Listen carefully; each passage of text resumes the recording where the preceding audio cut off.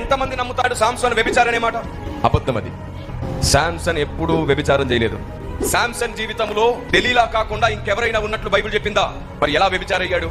మరి ఏమో విడిచిపెట్టి వెళ్ళిపోయింది. చాలా రోజుల తర్వాత తనని ఓదార్చడానికి, తనని ప్రేమ పంచుకోవడానికి ఇంకో వ్యక్తి తన జీవితంలోనికి వచ్చింది.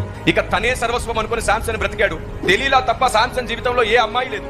ఇక్కడ శాంసన్ చేసిన వ్యభిచారం ఎక్కడుంది అంటే బైబిల్ గ్రంథంలో నుంచి ఒక అధ్యాయాన్ని లేవనెత్తి మాట్లాడుతుంది నేటి క్రైస్తవ్యం. గాజా ప్రాంతానికి శాంసన్ వెళ్ళినప్పుడు ఒక వ్యభిచారి ఇంట చేరాడు అని రాయబడింది అక్కడ. ఆ వచనాన్ని పట్టుకొని చూడండి, ఒక వ్యభిచారి ఇంట్లో చేరితే ఏ పని కోసం చేరుతారు? వ్యభిచారం కోసమే కదా అని అన్నారు. తప్పు. యెహోషువ కాలంలో వేగు చూడ్డానికి వెళ్ళిన ఇద్దరు కూడా వ్యభిచారింట్లో దాక్కున్నారు. వ్యభిచారం చేయడానికి కాదు, శత్రువుల నుంచి కాపాడబడ్డానికి. అలాగే శాంసన్ కూడా ఆ గాజా ప్రాంతంలో ఉన్నటువంటి శత్రువుల చేతుల్లో నుంచి తప్పించుకోవడానికి ఒక వ్యభిచారి ఇంట దాక్కున్నాడే గానీ వ్యభిచారం చేయలేదు. ఎందుకో తెలుసా? బైబిల్ చెప్తుంది శాంసన్ న్యాయాధిపతి, న్యాయం ఎరిగినవాడు, ధర్మం ఎరిగినవాడు, దేవుని యందు భయము భక్తి కలిగినవాడు.